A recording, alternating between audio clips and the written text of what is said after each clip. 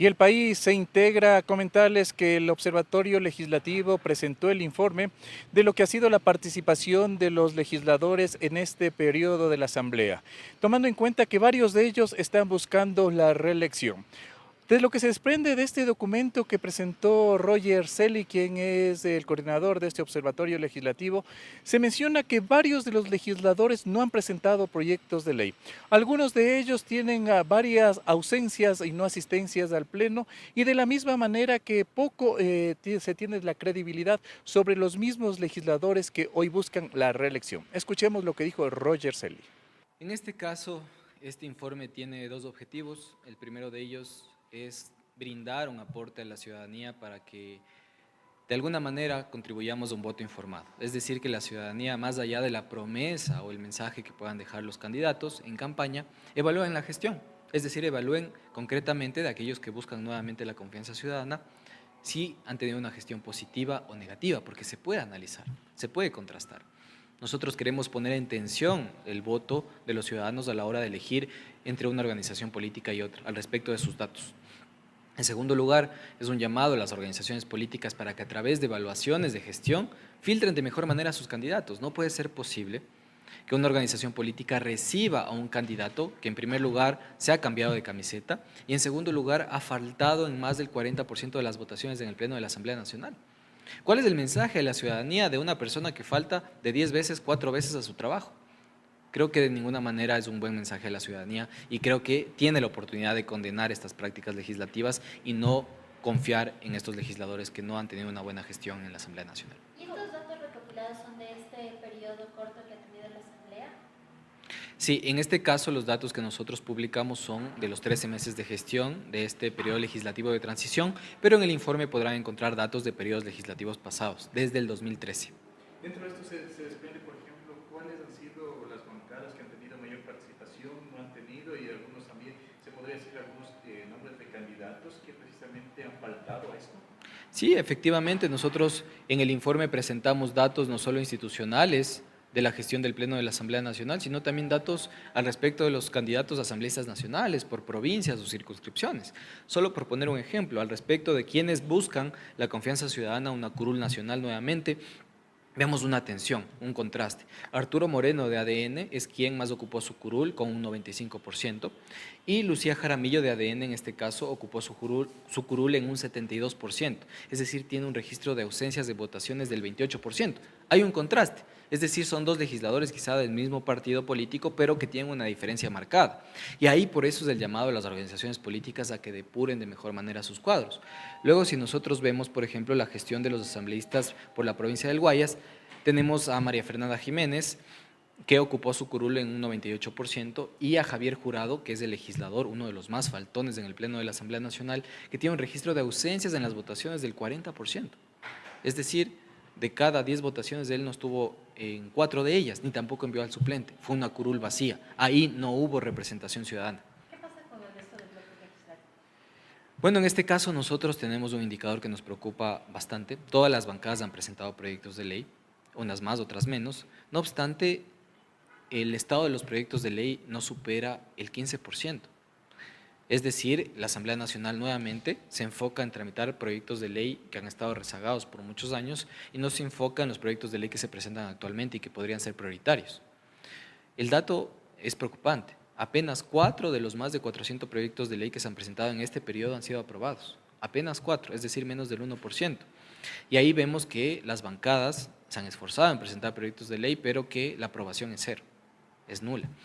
Y en ese sentido, pues es un llamado a atención por dos razones. En primer lugar, a que las organizaciones políticas piensen en presentar proyectos de ley integrales y no reformas parciales a 1 o 2 artículos. Porque parece ser que cuando nosotros visitamos la página web de la Asamblea vemos cientos de proyectos de ley presentados, pero si analizamos en el fondo tienen 1 o 2 artículos que reforman una ley vigente. Y a veces son proyectos de ley que ha presentado un legislador de la misma bancada y que la misma temática y el mismo objetivo ha presentado el legislador compañero del legislador de la misma bancada. Es decir, ni siquiera las bancadas se están poniendo de acuerdo a la hora de presentar proyectos de ley. Y tal vez han presentado estos proyectos de ley por justificar que como legisladores tienen que hacer, por cumplir un requisito. Efectivamente, y ese es el dato que nosotros también queremos posicionar. 4 legisladores no han presentado ningún proyecto de ley. Pamela Aguirre, Segundo Tuala, María Fernanda Jiménez y Celestino Huizum de ADN. Nosotros nos preguntamos por qué no presentaron un proyecto de ley, por qué no presentaron un proyecto de ley en conjunto, por qué no se adhirieron a un compañero de bancada para impulsar un proyecto de ley en conjunto. Esto se puede hacer. No estamos diciendo de ninguna manera que mejor legislador es quien más presenta proyectos de ley, y de hecho los datos son reveladores. Paul Huestán es quien ha presentado más proyectos de ley, en total 17, pero apenas el avance de estos proyectos de ley es del 9%. Es decir, si es que el próximo periodo legislativo Paul Huestán no es reelecto, posiblemente esos 17 proyectos de ley se queden en el limbo, como muchos ya se han quedado, o en el archivo. Desde que se instaló la Asamblea Nacional en el 2009 se han presentado más de 2.500 proyectos de ley y apenas el 50% han tenido un trámite en el Pleno de la Asamblea Nacional. ¿Cuál es la lectura general de lo que ha estado pasando en este periodo? El trabajo cuantitativo es elevado, siempre la presidencia de la Asamblea Nacional defiende su gestión al respecto de los números, pero si comenzamos a evaluar calidad, nos quedan debiendo como ecuatorianos. Precisamente esto contradice a lo que dice la Asamblea Nacional, que se han aprobado varios proyectos de ley, pero con lo que ustedes están presentando ahora, el trabajo ha sido menos de lo que realmente está costando. Efectivamente, si nosotros vemos, por ejemplo, en materia de leyes aprobadas, vemos 47 leyes que han sido aprobadas, vemos que 47 aprobadas, 11 de ellas vetadas totalmente, y que el 70% corresponde a periodos legislativos pasados. Es decir, si enfocamos nuestros ojos en el trabajo actual, es mínimo. El trabajo que se vino realizando en anteriores periodos es el que se ha aprobado y tramitado, lo cual es legítimo, pero nos preocupa que no hay una administración legislativa inteligente a la hora de procesar proyectos de ley. Son cientos y cientos de proyectos de ley que reciben las comisiones. La Comisión de Justicia es la que más recibe proyectos de ley, y hay otras comisiones que no reciben ni un solo proyecto de ley. Creo que a la hora de organizar la gestión legislativa en el Pleno de la Asamblea Nacional y en las comisiones hay debilidades. Los proyectos de ley que están estancados siempre superan los 800 proyectos de ley, es decir, proyectos de ley que siguen en el limbo y que finalmente corresponden a un gasto público de los ecuatorianos. Cada despacho aproximadamente al mes nos cuesta $20.000. Y si es que esos proyectos de ley que se hacen con la plata de los ecuatorianos no llegan a ningún lugar, creo que ahí estamos hablando de algo que no es un resultado positivo para la ciudadanía. ¿De alguna manera esto no sería también el reflejo de la ciudadanía al no creer en la Asamblea Nacional? La Asamblea Nacional, comunicacionalmente, muestra una gestión cuantitativa positiva, pero finalmente han pasado más de 10 años, desde que se instaló la Asamblea Nacional, 15 años, y las condiciones actuales del país son devastadoras. Y quienes han sido responsables de ello son las organizaciones políticas, que muchas de ellas han repetido periodos legislativos. Entonces, por más leyes que aprueben, si mañana la Asamblea Nacional aprueba 100 leyes y las condiciones de vida de la gente no cambian, no estaremos hablando de una buena imagen de la Asamblea Nacional en ningún momento de la historia del país.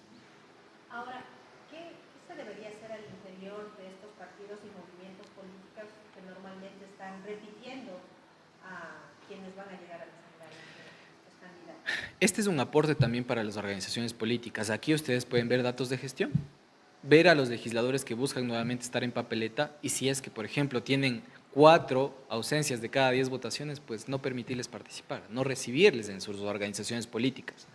Hay legisladores que se han cambiado en 3 ocasiones de camiseta. ¿Cuáles? Y yo no sé cómo las organizaciones políticas pueden recibir a políticos que han venido desfilando por un sinnúmero de organizaciones. María Fernanda Jiménez empezó, por ejemplo, con Construye Gente Buena, luego se cambió a ADN y ahora está candidata por Democracia Sí. Sofía Sánchez empezó en Pachacutic, se cambió a Construye Gente Buena y ahora está por el Partido Social Cristiano. Lo propio Gisela Molina. Entonces, es cuestión de las organizaciones políticas poner cuadros de calidad en la papeleta, porque finalmente la ciudadanía se enfrenta a lo que le ponen en la papeleta. Señor, ¿nos puede dar los nombres de los candidatos a asambleístas que más faltas tuvieron? Por supuesto. Por lo menos si hay unos 10 o 20, que sea. Son 5 legisladores que tienen una preocupante baja ocupación de la curul, es decir, que tienen un elevado índice de ausencias en las votaciones en el Pleno de la Asamblea Nacional. Marcelo Holguín con un 58%, Javier Jurado de ADN con un 60%, Javier Jurado antes Revolución Ciudadana, Ferdinand Álvarez de ADN ante Revolución Ciudadana 64%, Mónica Salazar 65% y Juan Pablo Molina 71%. Yo no quisiera dejar de lado también a aquellos que han sido responsables, porque se puede ser responsable también. José Maldonado de la Revolución Ciudadana tiene un 99% de ocupación de la curul, es decir, siempre ha estado votando, cumpliendo con su trabajo. Gustavo Mateus también, Ricardo Ulcuango, María Fernanda Jiménez y Humberto Amado son asambleístas que tienen más del 98% de ocupación de la curul. Y decimos, si unos pueden, ¿por qué otros no? ¿Por qué vemos a un legislador como Javier Jurado que se ausenta en más del 40% de las votaciones? Y no deja la autorización para que el suplente esté presente. Y tampoco, y hay un análisis de fondo, no lo hacen porque no quieren, por un tema económico, o tal vez porque no hay una buena relación entre el principal y el suplente, que hoy se está develando eso. Y no entre el principal y el suplente, sino porque se salió de una bancada y se cambió bancada, y ese voto le puede favorecer a la bancada en la que él estuvo. El transfugismo político, y gracias por topar ese dato, más de 27 casos de transfugismo político en apenas un año. ¿Quiénes son esos 27? Tenemos contabilizado, y le vamos a pasar el dato específico, pero tenemos contabilizado por bancadas, porque son demasiados casos. En este caso tenemos que la Revolución Ciudadana han salido 3 legisladores, de ADN han salido 4, de Construye 6, del PCC 4 y de Independientes y Organizaciones Políticas Locales 12. Es decir, la mayor medida son estos legisladores que llegan por partidos o movimientos locales que no pertenecen a nada y que se van moviendo entre organizaciones políticas, como usted bien decía, dando el voto. A ellos se los puede identificar como los híbridos, como los bailarines, como qué se los puede identificar. Bueno, nosotros categorizamos este fenómeno como mayorías móviles, es decir, son aquellos que se juntan a determinada coyuntura para hacer una mayoría en determinado tema, no necesariamente ideológico, que es lo que buscaría un pleno. ¿Y la mayoría dónde milita? ADN ha recibido 14 legisladores camiseteros, es decir, la mitad. ¿Y entonces se los puede considerar a los faltones vagos? Nosotros hablamos de responsabilidad o irresponsabilidad.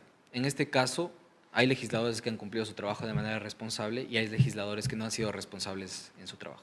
Ahí estábamos escuchando a Roger Celi, quien también hacía énfasis que es importante que desde las organizaciones y movimientos políticos se pueda hacer una depuración, sobre todo de quienes por una u otra manera han venido de un partido y se han cambiado a otro durante lo que va de esta Asamblea Nacional. Con esto retornamos. Corape informa.